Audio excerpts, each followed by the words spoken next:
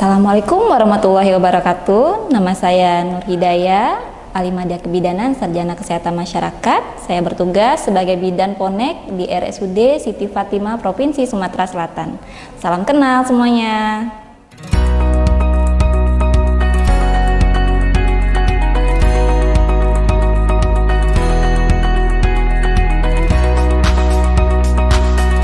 Di episode Health Journal RSUD Siti Fatimah Provinsi Sumatera Selatan hari ini kita akan bahas tentang bagaimana pentingnya pemeriksaan ANC selama kehamilan.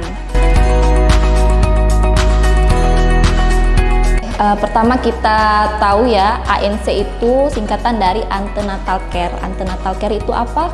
Ya, itu adalah layanan pemeriksaan kehamilan yang dilakukan oleh tenaga kesehatan, baik itu dokter, ataupun bidan, ataupun perawat yang memiliki kompeten untuk melakukan pemeriksaan ya, dalam rangka untuk memantau kesehatan ibu dan janin selama kehamilan. Karena apa? Ibu hamil berhak atas pelayanan yang berkualitas. Apa sih manfaat dari ANC atau pemeriksaan kehamilan secara rutin? Ya, satu, kita bisa memantau kesehatan ibu dan janin selama kehamilan.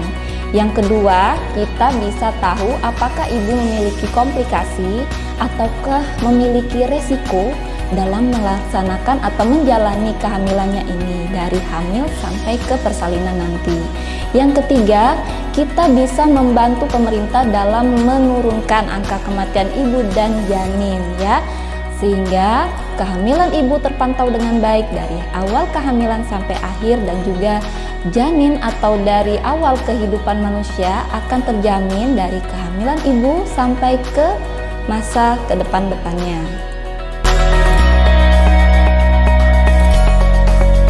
Berapa kali sih pemeriksaan ANC atau pemeriksaan kehamilan yang harus saya lakukan selama kehamilan?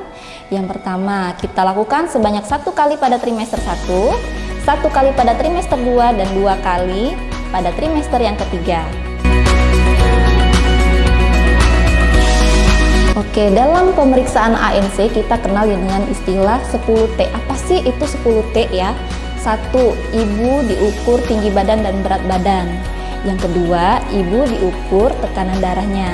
Yang ketiga, ibu dilakukan pemeriksaan yang dinamakan lila. Lila itu untuk menetapkan status gizi dari si ibu.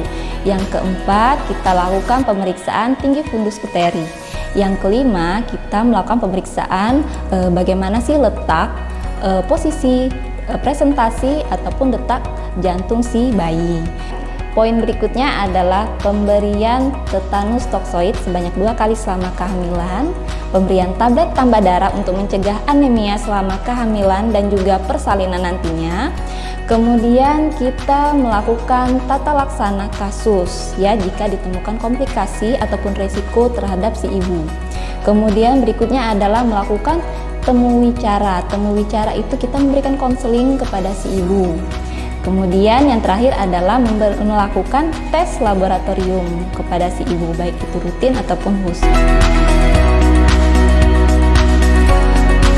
Oke, untuk melakukan pemeriksaan ANC selama pandemi ini ya masih sangat penting sekali ya, dalam rangka untuk memantau kesehatan ibu dan janin tentunya. Ya, dengan melakukan modifikasi-modifikasi khusus yang dilakukan oleh klinik ataupun rumah sakit, si ibu tetap bisa melakukan pemeriksaan kehamilan secara rutin minimal 4 kali ya, seperti yang saya sebutkan tadi.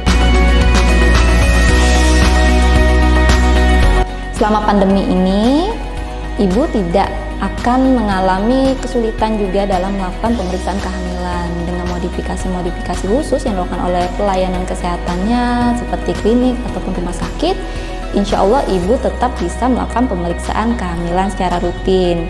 Apa sih modifikasi-modifikasi khususnya? Pertama, ibu nanti bakal di screening di awal pintu masuk seperti pengukuran suhu, kemudian juga dilakukan wawancara terkait dengan pertanyaan-pertanyaan dari screening tersebut ya. Kemudian ibu tetap akan dilakukan standar-standar dari pelayanan pemeriksaan kehamilan yang 10T tadi yang saya sebutkan, seperti pengukuran tekan darah, kemudian pemeriksaan berat badan bayi ibunya, kemudian juga bayi, kemudian juga pemeriksaan penunjang lain jika dibutuhkan. Oke, pada saat ini pemerintah sudah mencanangkan yang dinamakan vaksinasi COVID buat ibu hamil ya.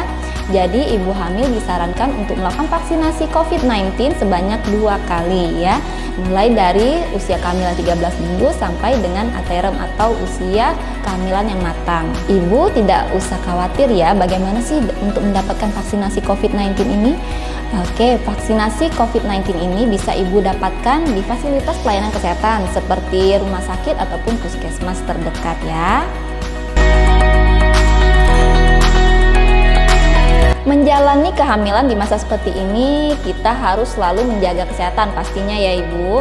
Kita harus selalu mengkonsumsi makanan-makanan yang sehat, mengkonsumsi vitamin dan mineral yang sudah disarankan oleh dokter ataupun bidan ataupun perawat yang berkompeten. Kemudian yang ketiga adalah selalu menerapkan yang namanya 4M ya. Pertama adalah memakai masker, 2 mencuci tangan, yang ketiga menjaga jarak dan menjauhi kerumunan ya. Tetap stay healthy ya moms. Demikianlah penjelasan dari saya, semoga bermanfaat ya.